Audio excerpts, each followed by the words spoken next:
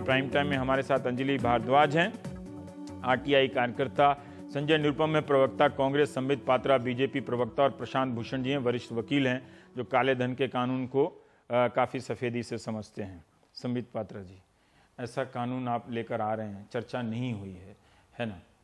अब मुझे एक बात बताइए कि लोकपाल, सतर्कता आयोग, ये सब आप एक साल में आपको टाइम नहीं मिला इतनी सक्षम सरकार को? देखिए, बहुत महत्वपूर्ण सवाल कहाँ है, कौन है लोकपाल? कोई नहीं बन रहा है। बताता हूँ इसको। अब देखिए, जितेंद्र सिंह जी ने कल उत्तर दिया, बहुत एकेडमिक और टेक्निकल उत्तर दिया। हाँ, उसमें लोकपाल के बारे में कुछ नहीं कहा। नहीं, मैं कह देता हूँ, लोकपाल से शुरू कर देता हूँ मैं। लोकपाल का जो विधेयक था, पूरा बिल 2014 जनवरी में पास हुआ, आपको पता है। पारित होने के पश्चात उसमें कुछ गड़बड़ियां थी। जब हमारी सरकार आई तो उसको हमने अमेंडमेंट किया। नंबर 1 प्रॉब्लम यह था कि जो लोकपाल नियुक्त करना है उस बॉडी में एलओपी को भी रहना था, क्योंकि ऑपोजिशन का भी हिस्सा होना चाहिए। वो एलओपी नहीं थे इलेक्टोरल कारणों के कारण से। एलओपी के बदले the member of the largest opposition party अर्थात खड़गे साहब को लाया गया, ये एक अमेंडमेंट। दूसरा, जो ज्यूरिस्ट, एमिनेंट ज्यूरिस्ट रहना था लोकपाल लेने के लिए, उसका कार्यकाल फिक्स नहीं किया गया था, क्योंकि वो एक एक्स ऑफिसियो है, उसका कार्यकाल होना चाहिए, वरना ये हो ही नहीं सकता। 3 साल का कार्यकाल फिक्स किया गया। इस अमेंडमेंट के साथ जब हम बिल को लाते हैं तो आप ही ने मतलब कांग्रेस ने कहा कि इसको आप स्टैंडिंग कमेटी को भेजिए। सबके कहने पर, नहीं तो वो कहते लोकतंत्र की हत्या हो गई। स्टैंडिंग कमेटी को भेज दिया गया। अब स्टैंडिंग कमेटी जब हमें वापस देगी तभी तो लोकपाल को हम नियुक्त करेंगे, वरना कैसे? चुप्पी है इस बिल को लेकर, ऐसा लगता है कि बनाना नहीं है। नहीं, बिल्कुल ऐसा नहीं। मैं आपको एक एक समझाता हूं। आपने सीआईसी के बारे में पूछा, सीवीसी के बारे में। डायरेक्टरेट नहीं है आपके पास, डायरेक्टर नहीं है। मैं आपको एक एक समझाता हूं। देखिए, सीवीसी नहीं है।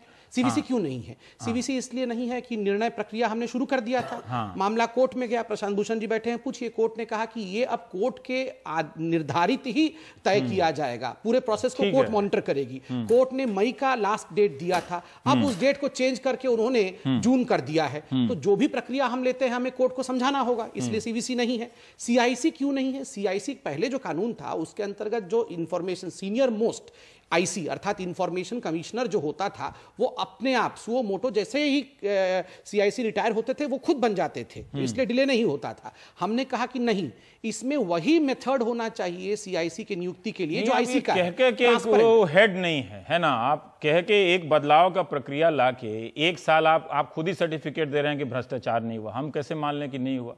जब कोई संस्था ही नहीं है जो आप पे निगरानी करे, जो सर्टिफिकेट दे, तो हम कैसे मान लें? आप बताइए, अगर सीवीसी के लिए अगर 10 साल से उस कानून के तहत नियुक्ति हो रही थी तो आप नियुक्ति करते पहले, फिर बाद में उसमें बदलाव की चीजें करते, वो होता तो उसके हिसाब से आगे से। आजकल रेट्रोस्पेक्ट का बहुत शौक है, आप वैसे कर लेते। मैंने आपको बिल्कुल सीवीसी का कहा कि अगर कोर्ट की निगरानी लोकपाल आप बना लेते, फिर बाद में आपको लगता है कि इसमें आप बताइए लोकपाल हम कैसे बना लेते हैं? सीआईसी बना लेते, जब कोरम ही पूरा नहीं होता है। जब कोरम, आरटीआई जिससे लोग जानना चाहते हैं, इतने केस वहां लंबित हो गए हैं, नहीं कैसे बना लेते हैं? लोकपाल में एलओपी ही नहीं है तो हम कैसे लोकपाल बना ले? फिर ये बोलेंगे लोकपाल बनाते बनाते इन्होंने लोकतंत्र की हत्या कर दी है, फिर डिबेट हत्या पे होती। तो इसलिए हत्या नहीं ना करना था लोकपाल। ठीक है, आप जवाब दीजिए। वो हत्या वाला वो भावुकता का दौर चला, नहीं यही बोलते, लोकतंत्र जिंदा है, तो ये अच्छा है। शुक्रिया आप दोनों का। हाँ, 2 बातें कहनी है मुझे। एक तो ये पूरी सरकार भ्रष्टाचार के मुद्दे पे आई है, और सरकार एकदम ट्विटर की गति पे काम करती है। बाकी हर मामले में सरकार गतिमान दिखती है। जब भ्रष्टाचार के प्रकरण की जांच करने वाली संस्थाओं के प्रमुखों की नियुक्ति की बात आती है तो संबित भाई ढेर सारे तकनीकी कारण दिखा रहे हैं। तो कहीं ना कहीं ऐसा लगता है कि जो एक जो मन के अंदर जो इच्छा थी, जो इच्छा शक्ति थी, वो कहीं ना कहीं कमी है।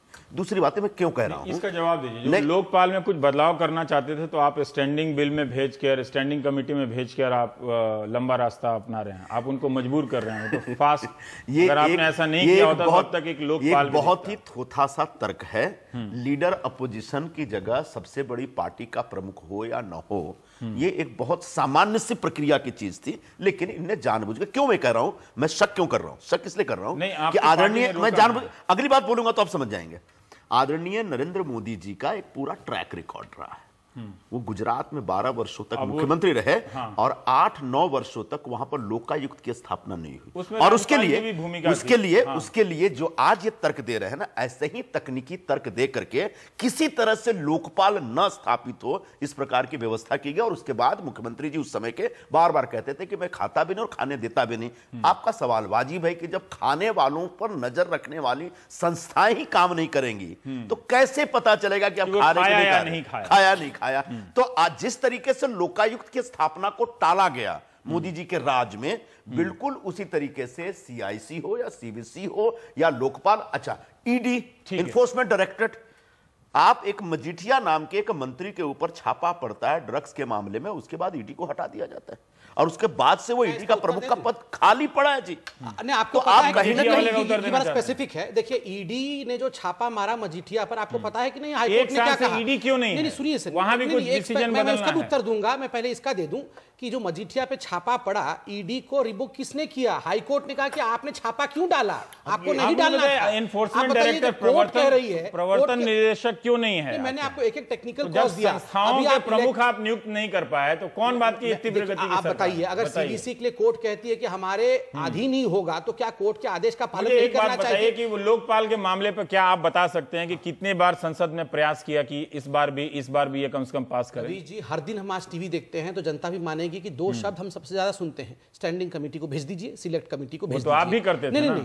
हम नहीं करते थे। आप करते थे? क्या बात करते हैं? मैं आपको कि लैंड बिल पे जो अध्यादेश बनता है, हर 3 दिन बाद अध्यादेश में संशोधन करके उसको पेश करने की कोशिश की जाती है। लैंड बिल के लिए जल्दीबाजी और लोकपाल के लिए चुप्पी। मुझे एक बात बता दीजिए, शांति से बोल रहा हूं कि आप देखिए स्टैंडिंग कमेटी को आप लोगों ने भिजवाया, नहीं भिजवाया तो आप बात टेक्निकल का नहीं है ना। 1 साल गुजर गया सर, 1 साल बहुत होता है। 1 साल से इस तरह के कॉन्स्टिट्यूशनल पोस्ट खाली हो, स्टैंडिंग कमेटी पे इख्तियार हमारा नहीं है। स्टैंडिंग कमेटी में इनके भी लोग बैठे हुए हैं, बल्कि अध्यक्ष तो इन्हीं के हैं। तो जिम्मेदारी आपकी होगी ना कि विपक्ष की जिम्मेदारी होगी? जिम्मेदारी तो सरकार की होगी ना। स्टैंडिंग कमेटी से अब आपके समय में विपक्ष के कारण जो बहुत सारे बिल नहीं आ सके, तो जिम्मेदारी विपक्ष की है कि सरकार को देते हैं? आप सरकार को देते हैं ना। देखिए एक बात, आप अपने समय में विपक्ष को कैसे जिम्मेदारी दे सकते हैं? देखिए आपने अभी का स्टेटमेंट देखा होगा, जितना लोकसभा राज्यसभा हमारे समय काम कर रहा था, आधे से कम समय उनका काम कर रहा था। कितना सारा बिल आप लोकसभा राज्यसभा चलने नहीं देते थे। कितना % काम किया ना, ये अच्छा हो सकता है सुनने में। मैं ये जानने में दिलचस्पी हूं कि किस बिल पे कितना ज्यादा चर्चा हुई। अगर आप ये बताएं तो हमारे दर्शकों को ज्यादा फायदा होगा। मैं अपने दर्शकों को कहूंगा कि पिछले मुकाबले 100% ज्यादा फायदा हुआ, इससे उनको कोई लाभ नहीं होने वाला है। अगर उनको यह पता चले कि पिछले सरकार में एक बिल पे 5 मिनट भी चर्चा नहीं होती थी और आपकी सरकार में 100 घंटे होते हैं या 2 घंटे होते हैं, तो इससे उनको फायदा होगा। इससे पता चलेगा कि चर्चा करते हैं। पर अंजलि जी जल्दी से बता दीजिए कि जो सीआईसी वाले मामले पे इन्होंने कहा है, सीबीसी पे जितेंद्र सिंह ने कहा है कि वो सुप्रीम कोर्ट में चला गया है, इसलिए किसी ने याचिका दायर कर दी, इसलिए उसका चीफ नहीं है। लेकिन जो सीआईसी पे बोल रहे हैं वो क्या बात सही है? देखिए सीआईसी पे लीडर ऑफ ऑपोजिशन का कोई भी प्रॉब्लम नहीं था। कोई इमरजेंसी वैकेंसी नहीं हुई। ये वैकेंसी पहले से मालूम थी कि जो पहले मुख्य सूचना आयुक्त थे वो रिटायर होने वाले हैं 22 अगस्त को। यदि सरकार कोई प्रक्रिया फॉलो करना चाहती थी वो कर सकती थी और समय से जो नए चीफ इंफॉर्मेशन कमिश्नर हैं उनको नियुक्त कर सकती थी। वो नहीं हुआ है। आज 8 महीने से ज्यादा हो गए हैं। बहुत सारी केसेस, अपील्स, कंप्लेंट्स बहुत जरूरी महकमों के बारे में आज लंबित पड़े हैं। मैं बता दूं कि जो प्राइम मिनिस्टर्स ऑफिस हैं, कैबिनेट सेक्रेटेरिएट है, मिनिस्ट्री ऑफ डिफेंस है, ministry of human resource development है, ऐसे तमाम 100 से ज्यादा पब्लिक अथॉरिटीज हैं जिनका काम पूरा का पूरा लंबित पड़ा है सूचना के अधिकार को लेके, क्योंकि वो सारे केसेस जाने थे मुख्य सूचना आयुक्त को। और क्योंकि इन सब विभागों से लोगों को सूचना नहीं मिल रही है। विभागों से आज लोग यदि चाहें तो वो सूचना प्राप्त नहीं कर पा रहे हैं। इसका कोई कारण नहीं है, इसमें कोई टेक्निकल प्रॉब्लम नहीं थी। केवल पर संबित ने कहा कि उसमें विपक्ष, नेता विपक्ष को जोड़ के थोड़ा और पारदर्शी, सीआईसी में ऐसा कोई लोकपाल के प्रॉब्लम नहीं। मैं सीआईसी का समझा दूं 1 सेकंड, क्योंकि उसमें आपने रोक दिया। एक प्रशांत प्रशांत जी बैठे हुए थे। टेक्निकल विषय देखिए, सीआईसी में मैंने कहा ना, पहले क्या नियम था, जो सीनियर मोस्ट आईसी है वो खुद ब खुद सीआईसी बन जाते थे। हमने कहा कि ट्रांसपेरेंट तरीका होना चाहिए, इसमें मेरिट होना चाहिए, तो एडवर्टाइजमेंट हो, मैं प्लीज कंप्लीट कर लूं, एडवर्टाइजमेंट होना चाहिए। लास्ट डेट फॉर एडवर्टाइजमेंट नवंबर था, पेपर में ऐड निकला, सबने अप्लाई किया। 16 जनवरी, 6 फरवरी और 27 अप्रैल 2015 तक स्क्रूटिनी हुआ है, और ये स्क्रूटिनी कमेटी ने सबके नाम को स्क्रूटिनी और शॉर्टलिस्ट बहुत डिले वाला तरीका बता रहे हैं। नहीं, बहुत डिले वाला, ये ट्रांसपेरेंट वाला तरीका है, नहीं वो काफी नोट्स लेकर आए। ठीक है, अगर अगस्त में रिटायर इन्होंने हो अपने रहे सरकार थे, का फैक्ट्स बोला, अगर अगस्त में रिटायर हो रहे थे सीआईसी, तो नवंबर में एप्लीकेशन नहीं मांगनी चाहिए थी। नहीं, नवंबर लास्ट डेट था, लास्ट डेट क्यों मांगनी चाहिए थी नवंबर में? ये स्पष्ट नहीं है, ये बहुत सितंबर, पहले अक्टूबर से गुजर होना जाने के चाहिए बाद, था। अगस्त से पहले एप्लीकेशन। संबित पात्रा जी ने पारदर्शिता की बात की। मैं ये बता दूं कि हमने सूचना के अधिकार के तहत एप्लीकेशन लगा के ये पूछा कि जो सर्च कमेटी सेट की गई है उसके मिनट्स ऑफ मीटिंग्स हमें दे दिए जाएं, तो उसके जवाब में ये मिला कि मिनट्स ऑफ मीटिंग्स मेंटेन ही नहीं किए जा रहे।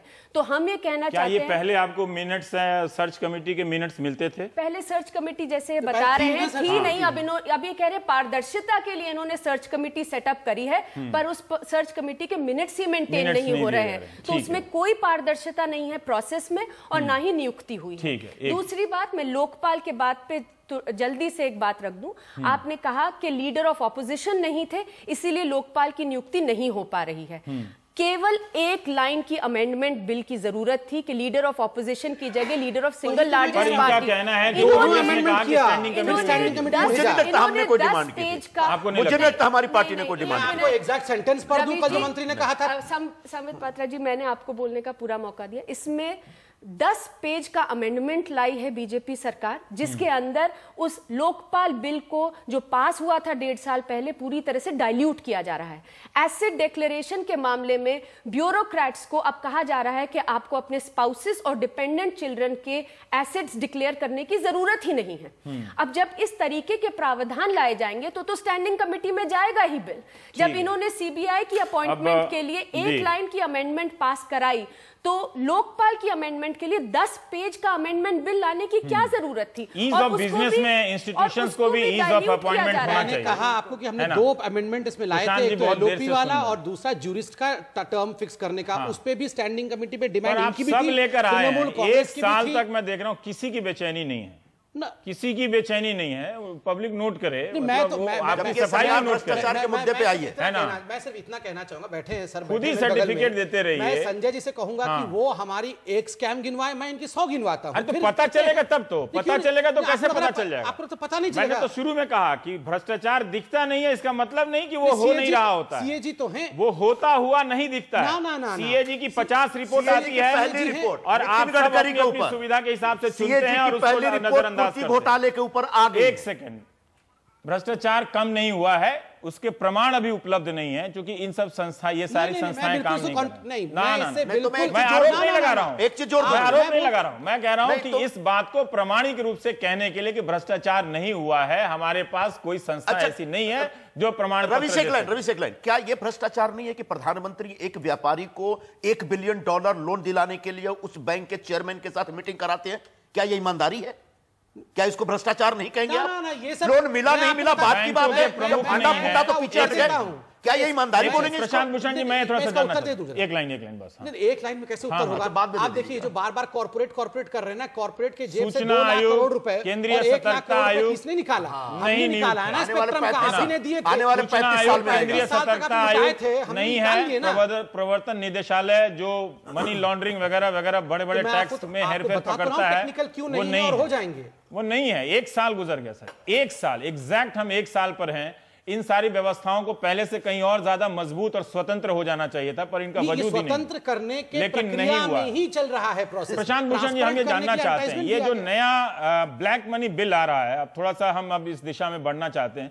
ये जो बहस हुई है, आप अगर इस पर कोई टिप्पणी करना चाहते हैं तो बेशक करें, लेकिन मेरा अब सवाल ये है कि ये अरुण जेटली जो बिल ला रहे हैं, जिसके बारे में कह रहे हैं कि अगर आप विदेशों में, अगर आपका कोई खाता है, संपत्ति है, उसकी सूचना देनी पड़ेगी, वरना ये सजा के प्रावधान हैं।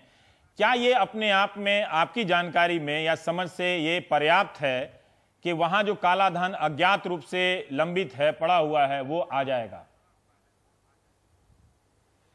देखिए, ये एक ठीक डायरेक्शन में ये पहल करी गई है, लेकिन ज़्यादातर जो काला धन है वो वापस हिंदुस्तान में आ चुका है, और वो पार्टिसिपेटरी नोट्स के ज़रिए या जो टैक्स हेवन्स यानी कि मॉरिशस, स्विट्ज़रलैंड में जो कंपनियां रजिस्टर करी जाती हैं उनके ज़रिए हिंदुस्तान में एफडीआई के तहत लाया जा चुका है। हिंदुस्तान में अनफॉर्चुनेटली ऐसे रूल्स बनाए हुए हैं जिसमें कि इस तरह के इंस्ट्रूमेंट्स जिसमें कि आपको पता ना लगे कि किसका पैसा है, उसका इन्वेस्टमेंट हिंदुस्तान में आप फॉरेन डायरेक्ट इन्वेस्टमेंट के नाम से कर सकते हैं। चाहे आप स्टॉक मार्केट में पार्टिसिपेटरी नोट्स के जरिए करें, चाहे आप टैक्स हेवन यानी मॉरिशस या स्विट्जरलैंड जैसी या केमन आइलैंड जैसे देशों में कंपनियां रजिस्टर करा के उनके जरिए करें। तो जब काले धन को हिंदुस्तान में लाकर इन्वेस्ट करने का आपने इतना आसान जरिया खोल रखा है जिसको बंद करने की कोई कोशिश नहीं करी गई, तो आप अगर ये कानून बना भी दें कि बाहर जिसका पैसा होगा वो 3 महीने या 6 महीने में डिस्क्लोज करे और नहीं तो उसको जब्त कर लिया जाएगा या उस पर पेनल्टी लगा दी जाएगी, तो वो लोग तो आसानी से उस पैसे को लॉन्डर करके हिंदुस्तान में ला सकते हैं और किसी को पता भी नहीं लगेगा कि भाई ये उनका काला धन है। तो ये रोकने की कोई कोशिश नहीं करी गई। अभी आज ये राज्यसभा में प्रिवेंशन ऑफ करप्शन एक्ट का अमेंडमेंट लाया जा रहा था, उसका न्यूज़ थी, पता नहीं क्या हुआ आज राज्यसभा में लाया गया कि नहीं लाया गया। उसमें एक तो प्रोविजन ये किया गया है कि जो रिटायर्ड गवर्नमेंट सर्वेंट्स हैं उनका भी अगर सीबीआई प्रोसिक्यूशन करना चाहती है तो सरकार की सहमति लेनी पड़ेगी। पहले ही जो प्रावधान था कि जो मौजूदा पब्लिक सर्वेंट हैं उनकी परमिशन लेनी पड़ती थी सरकार से, सरकार उसके ऊपर बैठी रहती थी, कई बार डिनाई कर देती थी और भ्रष्ट पब्लिक सर्वेंट जो है उनका प्रोसिक्यूशन नहीं हो पाता था। यही बिल्कुल गलत था। इसको हटाने के बजाय उसको और सख्त कर दिया है और ये कर दिया है कि अब तो रिटायर्ड गवर्नमेंट सर्वेंट्स की भी परमिशन लेनी पड़ेगी। उसके अलावा जो सबसे भयानक उसमें जो अमेंडमेंट लाया जा रहा है वो सेक्शन 13 क्रिमिनल मिसकॉन्डक्ट में जो अमेंडमेंट किया जा रहा है, जिसके तहत ये कहा जा रहा है, देखिए अभी तक कानून ये था कि अगर आप किसी निजी कंपनी को बहुत बड़ा फायदा पहुंचाते हैं अपनी पोजीशन को मिसयूज करके या फिर उसमें कोई पब्लिक इंटरेस्ट इन्वॉल्व नहीं है, यानी कि आपने किसी को खदान दे दी, फ्री में दे दी और अपनी पोजीशन को मिसयूज करके जो अवैध कंपनी थी जो इनएलिजिबल थी उसको दे दी, वो प्रिवेंशन ऑफ करप्शन एक्ट में क्रिमिनल मिसकॉन्डक्ट माना जाता था। लेकिन उसको बदल के अब ये कहा जा रहा है कि जब तक आपका खुद घूस लेने के प्रमाण ना हो तब तक आपको क्रिमिनल मिसकॉन्डक्ट के तहत प्रोसिक्यूट नहीं किया जा सकता। और जहां तक ये Lokpal, CVC, CIC, enforcement directorate की नियुक्तियां की बात है, ये बिल्कुल साफ दिख रहा है कि ये सरकार कोई भी बिल्कुल सीरियस नहीं है कि इन जितनी जवाबदेही की जो बात तो ठीक है, परसेप्शन की बात है कि सीरियस नहीं है, लेकिन अगर आप ये कह रहे हैं कि सीवीसी इसलिए नहीं नियुक्त कर पा रहे हैं कि सुप्रीम कोर्ट में मामला चला गया है, या बिल्कुल गलत बात है, बिल्कुल गलत बात है। देखिए सुप्रीम कोर्ट ने, क्योंकि इन लोगों ने कोई शुरू में एडवर्टाइजमेंट नहीं इशू किया, तो एक याचिका दायर करी गई कि भाई इसमें ट्रांसपेरेंसी होनी चाहिए। सुप्रीम कोर्ट ने उसमें बोला कि अच्छा हमसे बगैर पूछे आप अभी नियुक्ति मत करिए। उसके बाद इन्होंने बोला कि हमने अब एडवर्टाइजमेंट कर लिया है। सुप्रीम कोर्ट ने ये बोला कि ठीक है आप अपना प्रोसेस कंप्लीट कर लीजिए, जो नाम है वो बंद लिफाफे में ले आकर हमको दिखा दीजिए और उसके बाद हम सुनवाई करके इसको तय कर देंगे।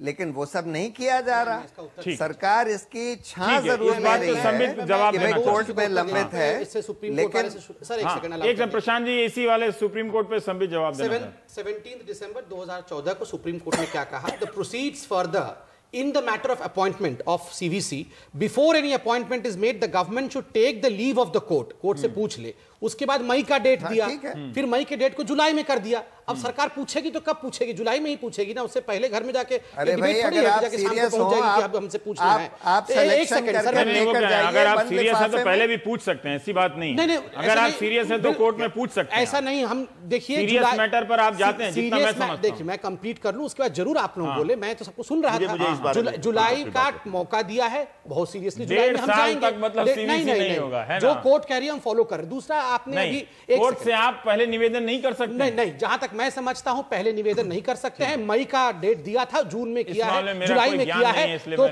कोर्ट ने सोच समझ के किया।